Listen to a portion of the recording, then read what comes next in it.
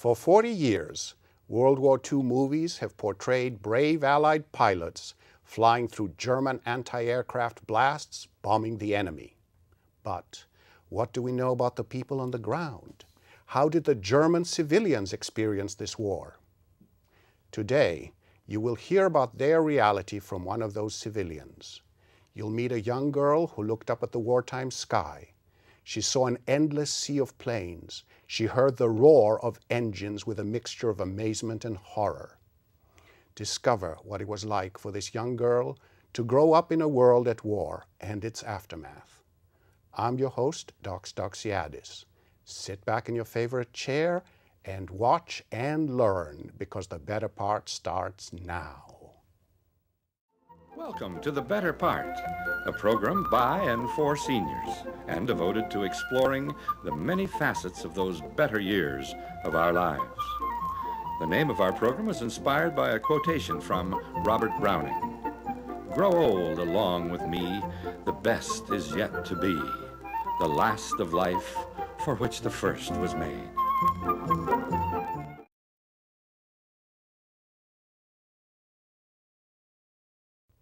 Today's guest is Ursela Smith.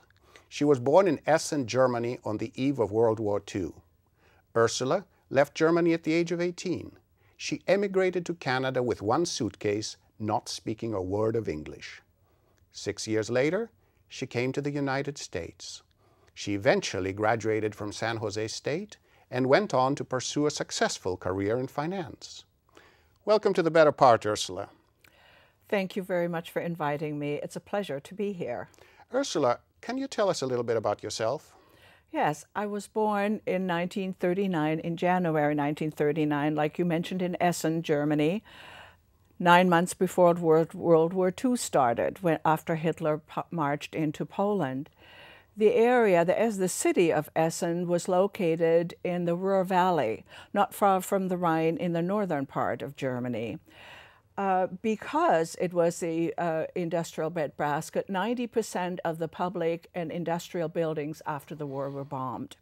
60% of the population after the war were homeless. This is how I grew up, and this is the world I was born into. Now, I understand you're almost finished writing a book. What inspired you to write it? It wasn't really an inspiration. To my surprise, after I retired, and my life became a little slower, childhood nightmares came back from the war. I was very surprised, and they bothered me. And instead of getting better, they got worse. I decided I better start writing down what bothered me. And what really happened while I did that, I relived World War II the way I experienced it, and those memories just kept flooding back. So I continued writing, and it turned out to be therapeutic. Eventually, the nightmares faded away, to my surprise, but I did not stop writing. So what I did then is I thought, I have good memories, lots of memories of the war, but I really wanted to interview my older brothers and my aunts who were still alive. And then I decided that was such an interesting time that I really lived through, and that I also started research. I incorporated everything I learned and wanted to know how my life and that of my family was affected by the times. And so, do I understand that where you lived in Essen, of course, that was a prime target, wasn't it? And were you living near ground zero there? Well, kind of. You could say that. I mean, you know, other primary targets, but because where I lived, we were surrounded by plants that made tools and munition and parts for tanks and tank factories, and the Krupp industry, which was a thriving steel industry, and I lived between coal mines. That was all feeding the war. Obviously, that became a primary target. So tell us a little bit more then about how that area attracted and what the bombing and how you remember it.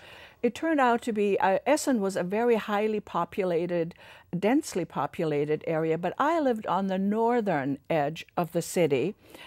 near the coal mines, or where near all the industry was, and behind the coal mines was the canal that took the coal to the Rhine or to the Elbe and just fueled the war.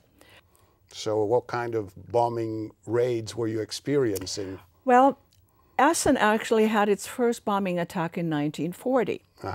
And obviously, those were daytime bombings. The RAF bombed during the day, but they also lost an awful lot of airplanes, and they eventually switched to nighttime bombings. At the beginning of the war, though, our bomb shelter was not completed. That wasn't completed until over a year after the first bombings. And we used to congregate, my grandmother, my aunts, and neighbors would come into our cellar, and we would sit in the cellar.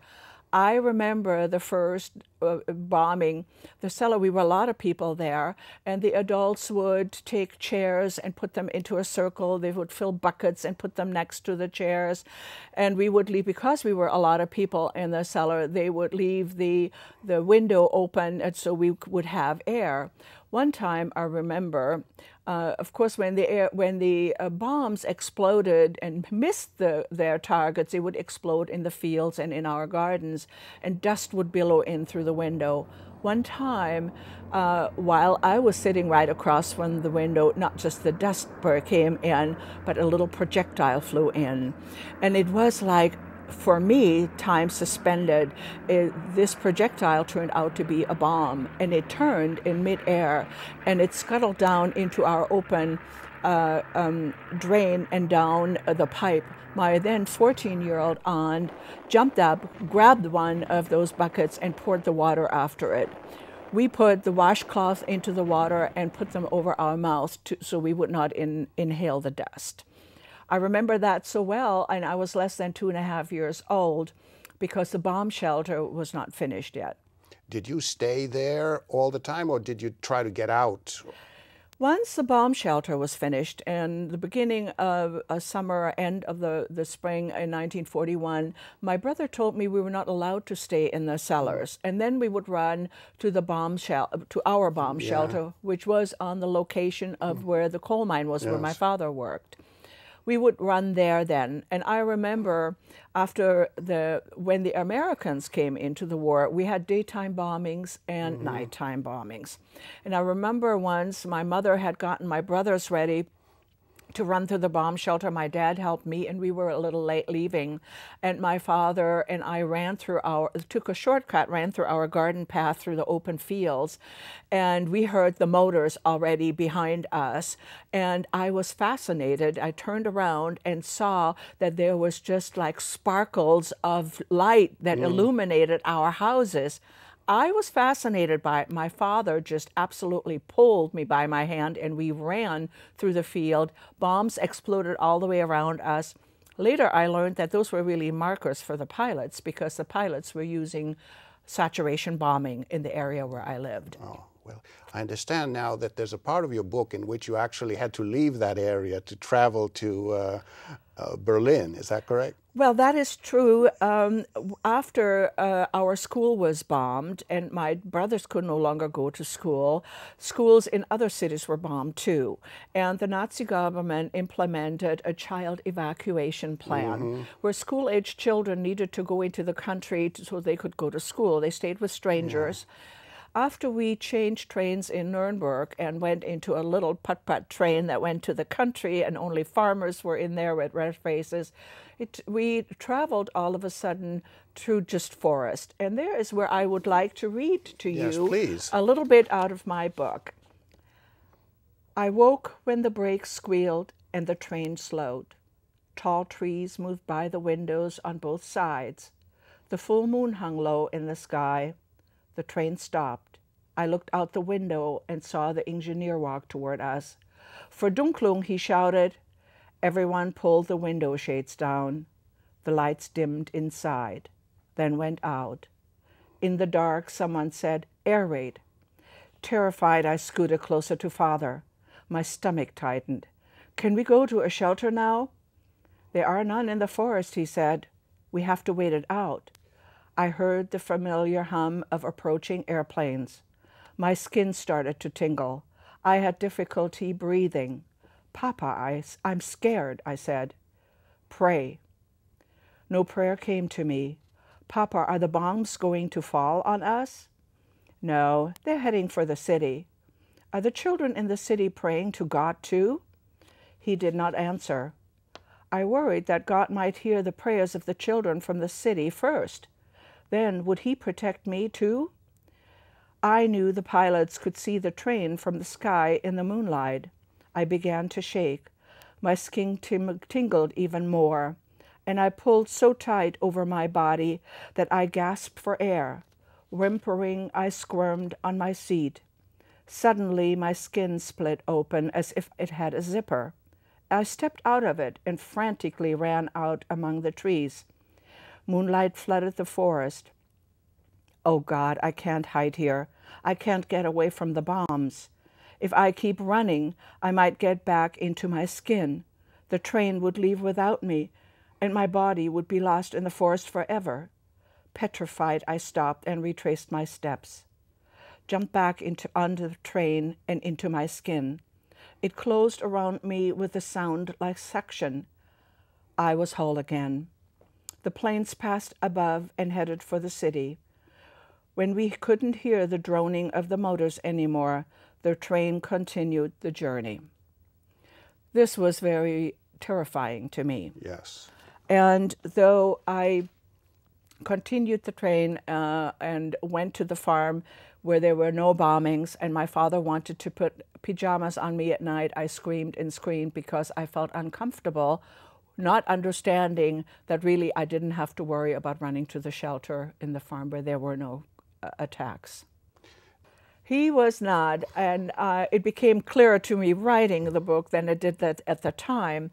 But he had bought a radio because he wanted to hear the news, and he would put the radio on the kitchen cabinet.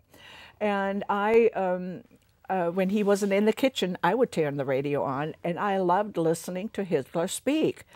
Not that I understood what he said, but what I really loved is that the crowd would cheer. And if a crowd cheers, then it's got to be good. I love that. I mean, we're very limited. My mother would not let us go outside, especially when I was all alone. My brothers were gone. I could not play outside. My father came in once, and Hitler was just giving the speech, and the crowd was cheering. And I looked at him, and he turned the radio on, and he would say Schreier, that means screamer. So when I knew that he called Hitler screamer, that was not really one of his favorite people. Another time I remember, now thinking back, that to give the Sieg Heil salute with stretching out the arm, my father and I went somewhere to an office or a store, I don't remember, and we came back and he held my hand. Why, I had found out that if I said Hi Hitler, a dolt would answer me. Well, I felt so good doing that, I thought it was a good thing. When my father practically yanked my arm out and said, adults don't have to do that. I did not know that you could actually be reported if adults did not do the Sieg Heil, that was also could be punished by death. But my father was never the first to do it. So how did your family experience the last few months of the war? Well, the Russians were pushing the German army back on the Eastern Front, and the family farmer brothers were very close to that. And so my brothers and cousins and aunts that were school-age children came back at the end of 1944. In February then, was just short after my aunt left the farm in East Prussia, I remember the most devastating bombing attack at all. It was cold, the streets were as icy, people were running to the shelter. I remember looking at their shoes. They had put socks over their shoes so they would not slip. My brother at the time already had developed angina pectoris he was older and realized the danger we were in more. And we ran to the bomb shelter and we made it in on time, but my 18-year-old aunt never made it. The attack took a long, long time, and our bomb shelter shook so badly. It was hit many, many times. People inside would count once, twice, and it was hit 6 times, often, but also that time. When we finally heard the siren that released us, that told us the attack was over, I remember walking back home and I could see the blood streaks in the snow of people that were hit. That day, 42 people were hit. Actually, what I found out through interviewing my brothers, that actually the airplanes strafed down and shot the people down that were running to the airport. That was at the end of the war, where Allies really wanted to put a stop to it. 42 of our neighbors were killed. Because we lived in the industrial breadbasket with all these manufacturing plants there, we knew that there was going to be terrifying and fighting towards the end of the war. The civilians were advised to leave the city. We met with other neighbors in a schoolyard, and there the leader of this trek then announced that we are heading towards a town where they don't expect any bombings in the country. We went into the country, and it took days actually to get there because there were little children. I would have to walk, my brothers would walk. And they were older people, and what was interesting is that we would sleep outside in the schoolyards to stay overnight, and that was in April, I remember. It was over Easter because I still believed in the Easter Bunny, and Easter that year, I found out later, was April 1st.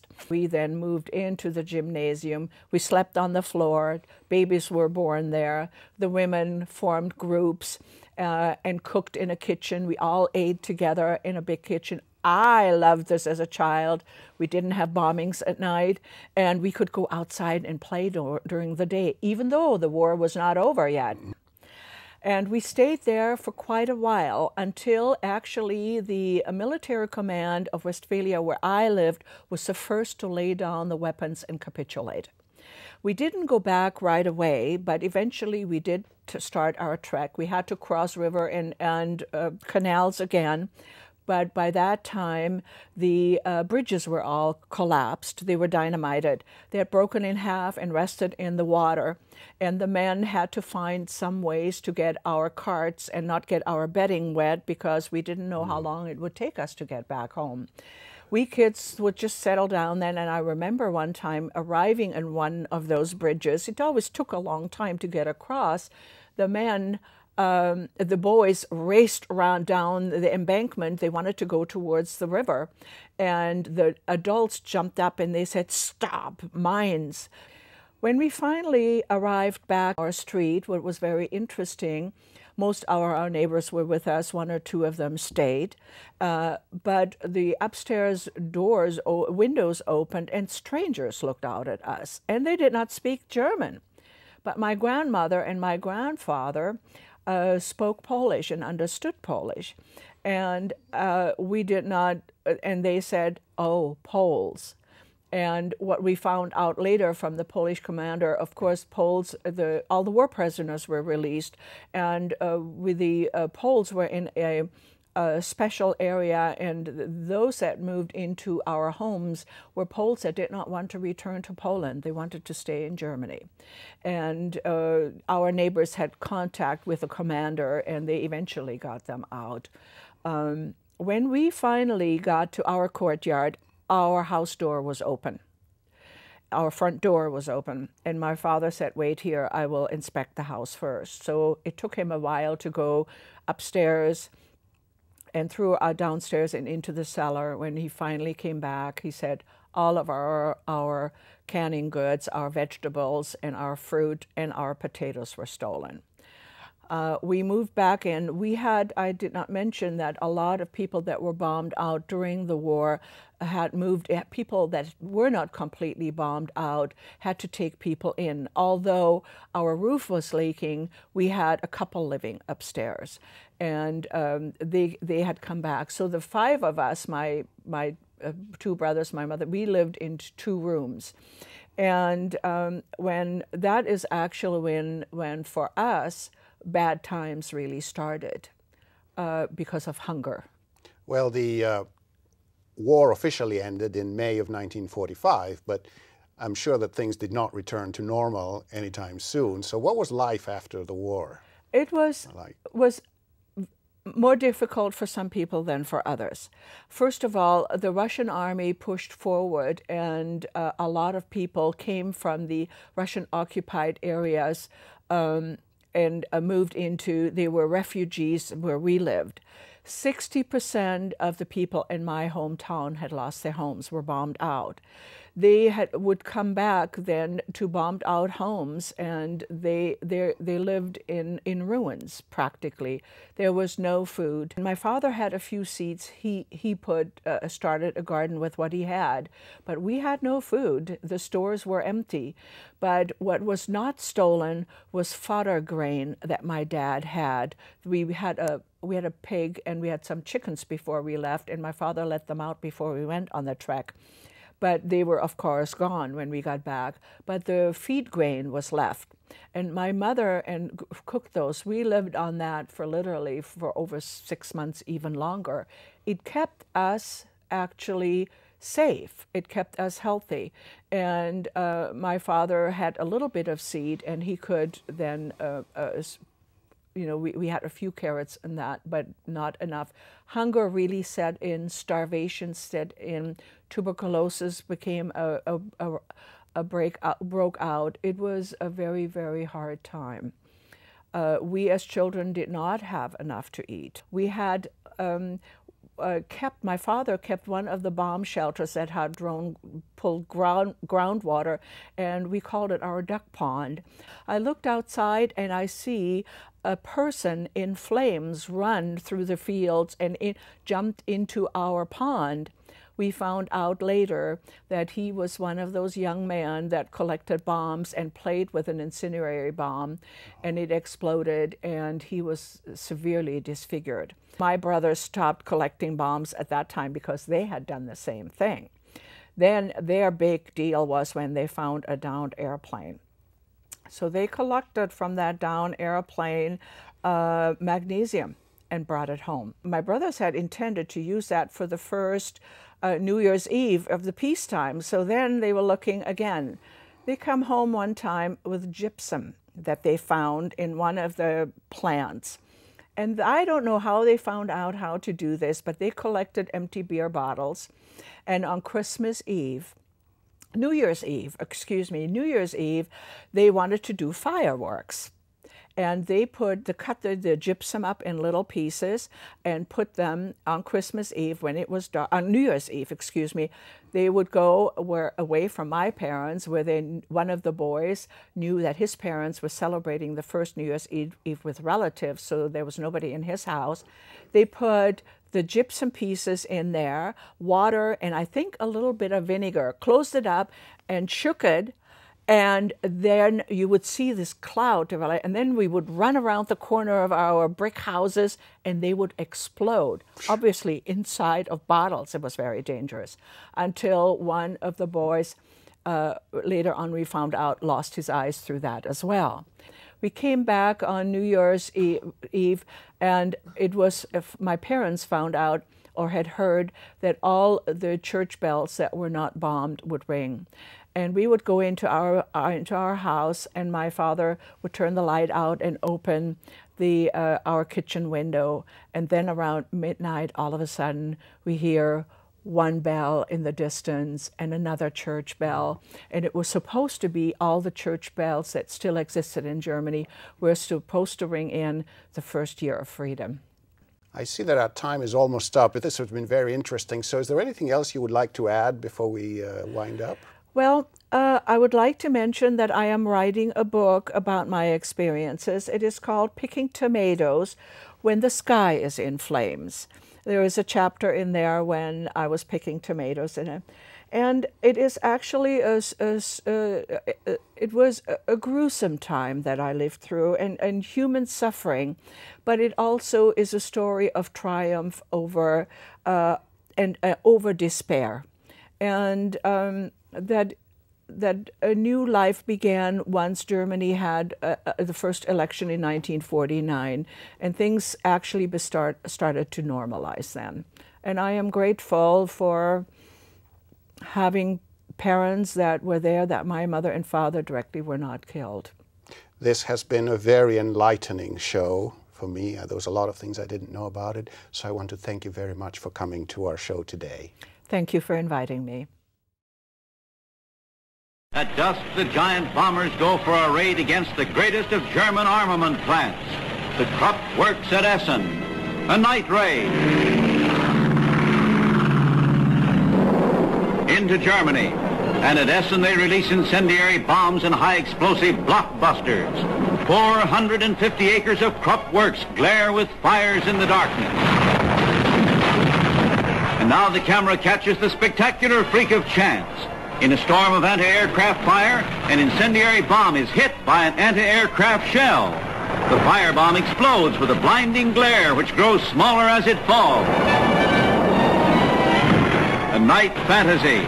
And that's what the pilots see as 150 4,000-pound bombs burst in the heart of the Nazi armament industry.